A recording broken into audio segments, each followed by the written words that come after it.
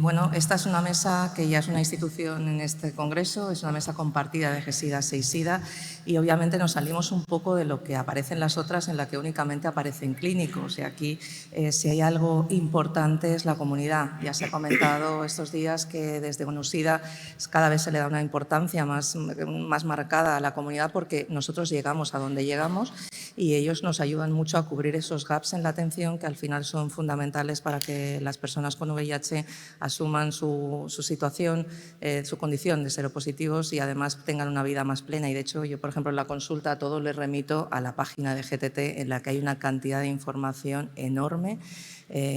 Ahora supongo que nos contarán algo, pero bueno, que creo que clarifica bastante buena parte de las preguntas que nos hacen. Y como no podía faltar, hemos hablado de lo que es primaria, de lo que es especializada, pero al final hablamos de que necesitamos un paciente experto, ¿no? Y para eso, hablarnos del paciente experto, nadie mejor que alguien que viene de GTT, José Fley. José Fley es coordinador y educador para la salud, menos mal que lo has puesto porque si no, no me acuerdo, pero ahora tenemos la buena noticia de que ha subido de grado y ahora es el responsable de GTT, ¿no? Y entonces él nos va a hablar de la participación de las ONGs y la comunidad en la atención a las personas con VIH. Cuando quieras, José. Bueno, muchas gracias a SEISIDA y a GESIDA por contar no solo ya con una participación de las ONGs en este congreso, en este ámbito que muchas veces suele ser mucho más del ámbito científico, ámbito sanitario, sino también de contar con una persona con el VIH aquí arriba, ¿no? Yo creo que al final la voz nuestra es importante que sea escuchada en estos espacios. Bueno, me dijeron que iban a haber 2 personas con VIH, pero una se ha curado, así que quedo yo.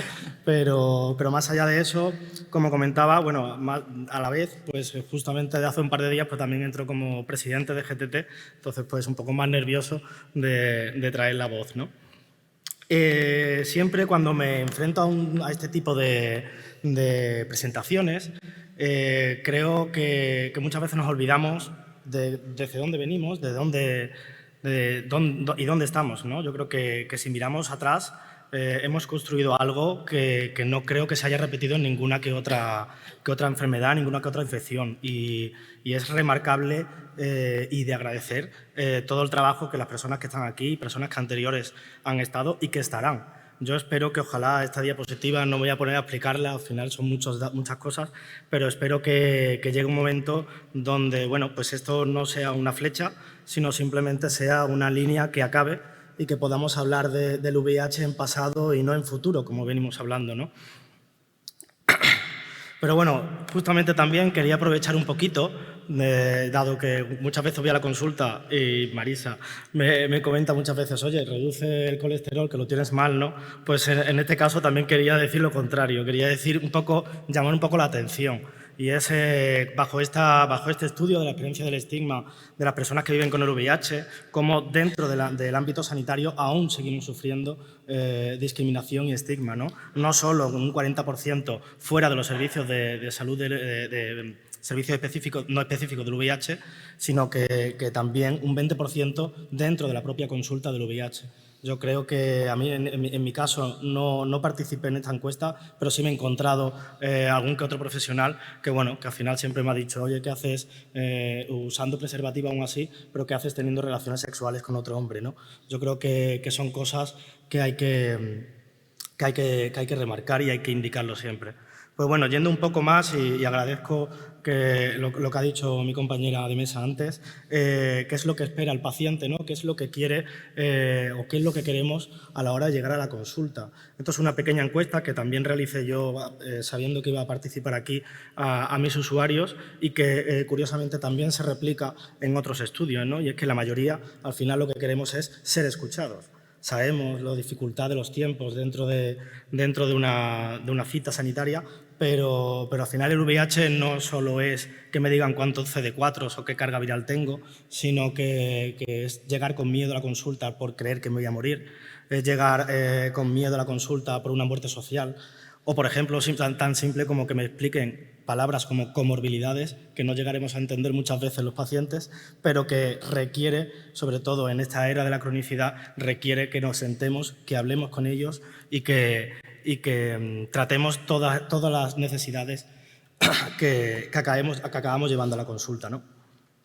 Pero bueno, ¿por qué las ONGs? Porque al final esto también nos repercute a nosotros como pacientes el estar aquí, ¿no? Esto no es algo que nos saquemos de la manga ahora, no es algo que ni siquiera venga del mundo del VIH, viene de mucho atrás, con declaraciones tan importantes como la de Alma Ata de la OMS, donde se pone la mirada no solo desde el punto de vista epidemiológico y sanitario, sino también desde el punto de vista social y político. Justamente en una época donde las luchas eran a pie de calle, donde luchas feministas, luchas del colectivo LGTB fomentaron el hecho de que se nos escucharan y se nos atendieran a las realidades que veníamos mostrando. No solo una normatividad, sino también una especificidad a la hora de atendernos como seres humanos y como seres individuales, ¿no? Y no solo ya desde una necesidad técnica propia de saber, de llegar a la consulta y de que el paciente tenga que estar activo y tenga que estar informado a la hora de su propia salud, sino también desde una necesidad política, desde una necesidad democrática, donde por derecho, realmente como sociedad, ya no solo porque al final, es verdad, muchos de aquí sois profesionales sanitarios, pero también sois pacientes para otras afecciones y otras enfermedades, ¿no? Entonces, por derecho y como sociedad más justa, creo que entre todos debemos construir poquito a poco todas esas leyes y todas esas normativas que hagamos mejorar nuestro sistema sanitario. Creo que España tiene un sistema sanitario envidiable por parte de otras partes del mundo, pero aún así nos quedamos cortos en muchas de las cosas. Y por desgracia muchas veces se ve que se va denostando y se va perjudicando, ¿no? Entonces hay que ir poniendo el punto donde no solo atendamos a la enfermedad, sino también atendamos al paciente como persona. ¿Y qué niveles nos podemos llegar a encontrar, ¿no? ¿Qué situaciones nos podemos llegar a encontrar con un paciente que nos vamos a encontrar en la consulta? Bueno, pues de primera, la escalada que podemos llegar a tener de un paciente empoderado puede ir desde la mínima información de una enfermedad, de explicarle qué es lo que tiene y cuál es su diagnóstico, a que esa persona se involucre en su propia consulta, a que pregunte, a que diga, oye, ¿qué va a ser de mí?, ¿no? Y ya no solo eso, sino que también se involucre en la propia gestión de la propia consulta, de cómo pueden mejorar las consultas y ascender a una colaboración o acabar estando en un empoderamiento máximo, que es cuando yo creo que queremos llegar a todo, ¿no? Que es simplemente pues, una persona que es capaz de dirigir no solo ya su situación del VIH en este caso, sino también su situación con respecto a otras comorbilidades o otras afecciones que pueden llegar a estar teniendo esta persona. Y además, estos niveles que podemos encontrarnos, nos los vamos a encontrar, dependiendo del impacto que tenga, pues nos los vamos a encontrar en otros tres. El nivel micro es el propio de la consulta en sí, un nivel donde el paciente, relacionándose con el médico, va a encontrarse desde la información que hay que darle hasta que el propio paciente responda para qué es, cómo quiere ser o cómo quiere dirigir esa consulta, ¿no? Por otra parte, un nivel superior, un nivel meso, donde el paciente se involucra en la organización sanitaria, donde se involucra en el hospital, donde colabora con campañas, donde trabaja en prevención, no solo ya en cuestión de la propia enfermedad en sí, sino en la prevención de ella, ¿no? Y por último, un nivel macro, donde el paciente o las ONGs vamos a estar pendientes por cuál es la situación política, cuáles son las normas, cuáles son los cambios en el sistema sanitario que deben mejorar o que ya están y simplemente hay que perfilarlos, ¿no?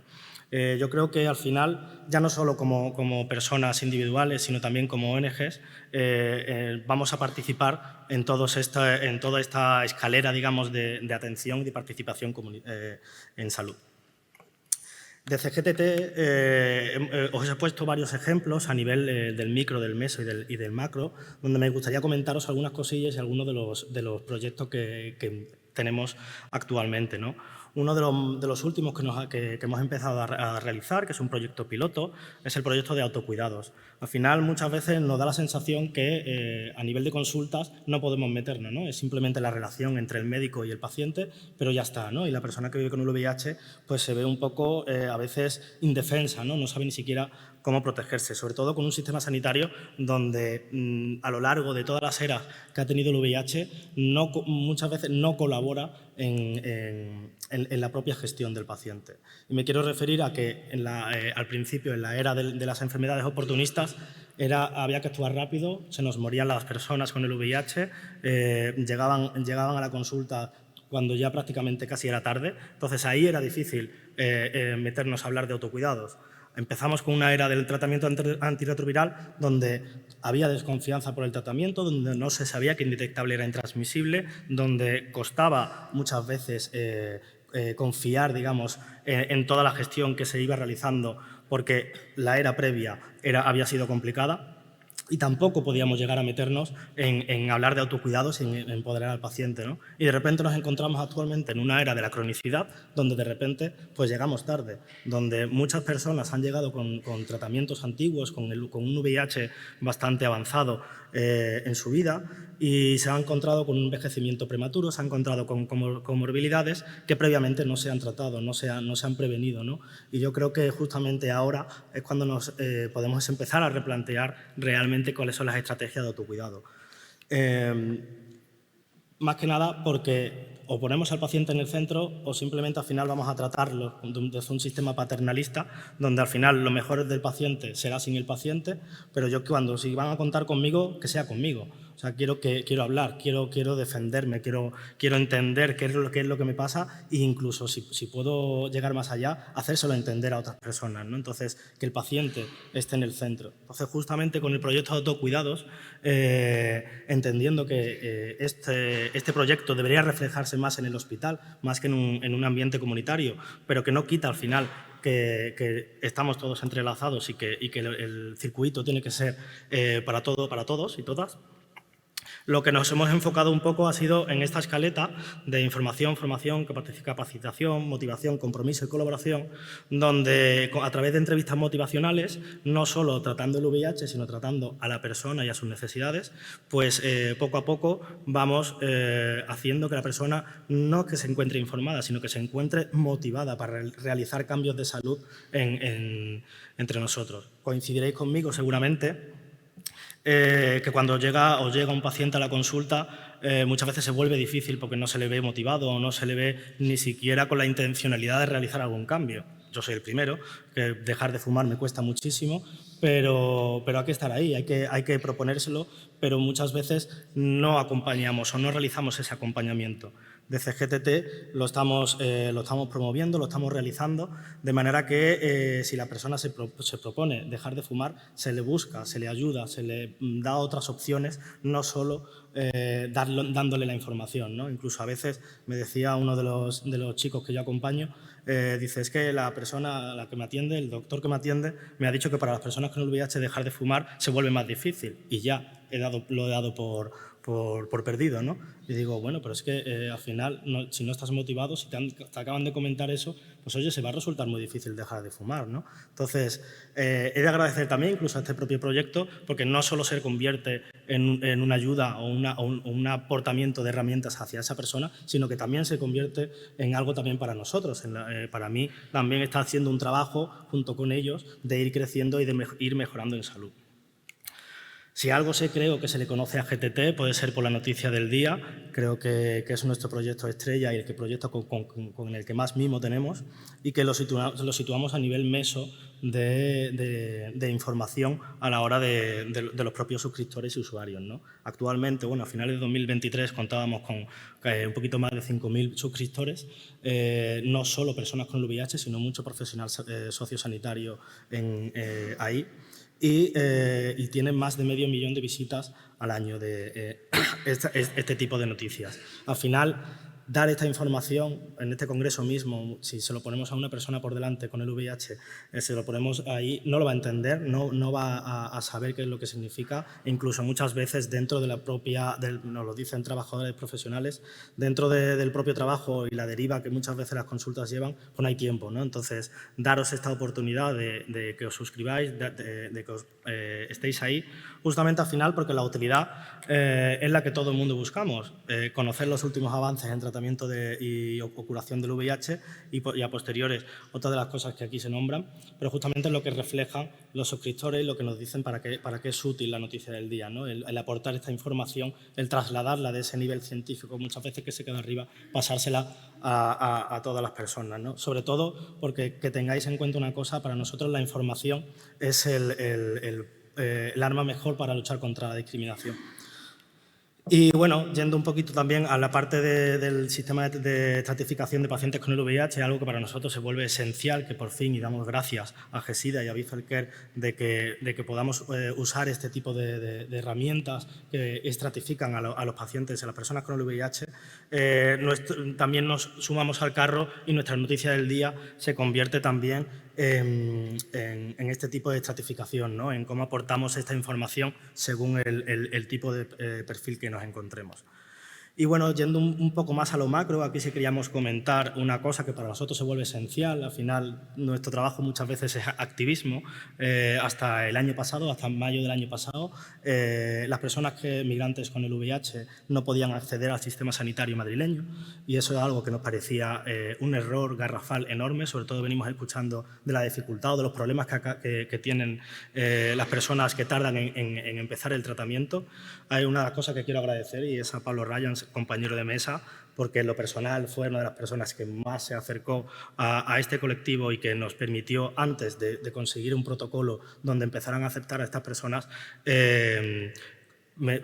meterlos en el sistema sanitario, y eso era algo esencial. ¿Cuál es la problemática? Que actualmente nos encontramos que sí existe un protocolo para personas migrantes con VIH en Madrid, pero empieza a haber problemas en otras comunidades autónomas, como puede ser Extremadura o Castilla y León, donde todavía tardan meses en entrar al sistema sanitario y no puede ser. Aquí vemos algo tan esencial, un trabajo que realizamos prácticamente desde las ONGs y el llevar concentraciones, el llevar manifestaciones y hablar con las entidades políticas, de manera que de llevar esta respuesta, o sea, de dar esta respuesta a un colectivo que fue bastante invisibilizado en ese momento y que todavía cuesta, porque una de las respuestas que nos dieron fue, bueno, ¿a quién prefieres tratar? ¿A un niño con cáncer o a una persona con el VIH? Eso cara a cara en una reunión. Pues no está bien, ¿no? Entonces, el sistema sanitario es universal, aunque muchas veces se nos olvide.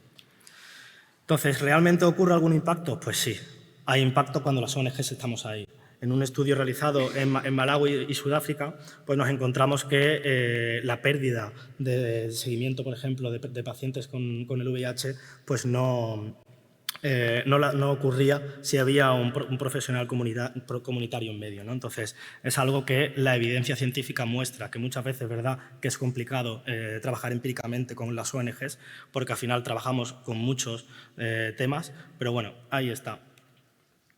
¿Retos para el futuro? Bueno, lo seguimos diciendo, esto es una encuesta de la plataforma de organizaciones de pacientes y sigue siendo el punto estrella, ¿no? El fomento de las relaciones con agentes del ámbito de la salud. Cuesta muchísimo llegar a un hospital y querer hacer una colaboración cuando sabemos que el programa de pares, por ejemplo, funciona, pero el hospital no quiere verlo porque requiere de un espacio o requiere de un dinero o requiere de un tiempo, ¿no? Entonces, ahí seguimos estando. Nuestro reto, al final, es el mismo que el de todos, que esos son los objetivos de UNOSIDA, que podemos estar en prevención, las ONGs, dando información, repartiendo preservativos, estando justamente en lo que se nos requiere, pero también en el otro tipo de cascada, ayudando a mantener una adherencia a la persona con el VIH, de manera que llegue a un estado de indetectabilidad, ¿no? Al final, aunque es verdad que muchas veces la carga de la transmisión recae en las propias personas con el VIH, recordar siempre que la cura prácticamente la tenemos si todos estuviéramos en tratamiento, ¿no? Podríamos olvidarnos del VIH si realmente hiciéramos un bastante buen cribado de ello. Os dejo aquí un listado grande de entidades del VIH, más allá que dependiendo que en algunas zonas no me vale decirme que no hay ONGs a mi alrededor, ahí están, ahí estamos trabajando. He puesto 3 ejemplos claros y ahora os mencionaré un poquito otros 2, pero ahí estamos. Busquen por internet, sé que es tan sencillo como eso, o simplemente acudan a CESIDA o acudan a GTT para poder saber dónde acudir, ¿no? Una de las herramientas, por ejemplo, en esta colaboración que hemos realizado con Salud entre Culturas y con el hospital, o sea, que están incluidos en el Hospital Ramón y Cajal, ha sido prácticamente esta herramienta de una aplicación web, Infecciosas Quiz, ahí tenéis si queréis descargaroslo. Nada, es simplemente para detectar realmente cuál es el nivel que tenemos de información sobre el VIH y otras infecciones, no solo del VIH, sino también del Chagas, también de ITS y demás. Año a año vamos subiendo más, pero bueno, es algo que me gusta remarcar porque creo que es interesante saberlo, sobre todo también potenciar un poco a nuestra ONG hermana, que es Salud entre Culturas, que trabaja mucho a nivel micro en las consultas, dando mediadores culturales, porque al final no solo cuando nos vienen personas, no solo son españoles, son personas de otros espacios, de otros lugares, donde la cultura es distinta, donde hablar con ellos es distinto. No es lo mismo hablar con una persona que viene de África que hablar con una persona que viene de América Latina. Entonces hay que saber dirigirse a ellos, ¿no? Entonces, cuando entendemos que los profesionales sanitarios no pueden llegar a ello, pero para ello existen profesionales comunitarios. Y ya no solo en centrarnos en el VIH como una afección médica, sino también como una afección legal. El VIH tiene mucha complejidad a niveles legales. Actualmente nos encontramos con un grupo de personas donde están llegando y no pueden tener la incapacidad. De manera que, si no es con nosotros, esas voces, los médicos o los profesionales sanitarios no pueden llegar a hacer más, y lo entendemos, pero justamente si no trabajamos en conjunto no vamos a poder realizar este trabajo y llegar a esta información de derechos, envejecimiento y VIH, llevárselo a este colectivo, ¿no? a esta persona. Me gustaría, no sé, y espero que se escuche, hemos realizado un cortometraje, no voy a poner el corto, os pongo el tráiler, pero sí para que entendáis un poco realmente cómo es vivir con esto, ¿no? ¿Se escuchará? Es viejo, ¿verdad? Está por el casado chorizo. Compartiéndola. ¿Y mi foto con Luis? ¿Que dónde has puesto las pastillas que no están en su sitio? No lo sé por qué lo dices, si no es la hora. ¿Qué pasa, Vicky? Las pastillas de mi padre que no están. ¿Y tú, viejo loco? ¿No sabes dónde poner las cosas? Toma, abuelo, para el viaje. Es de cachopo.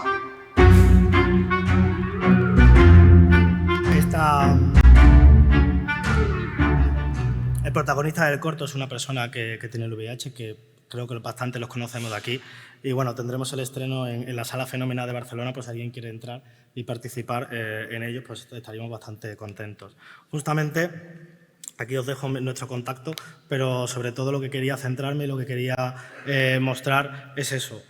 O lo hacemos entre todos o prefiero al final muchas veces tratarme yo solo, porque es que no vamos a conseguir nada si no vamos de la mano, ¿no? Entonces, bueno, muchas gracias a todos y espero haber conseguido llegar al punto.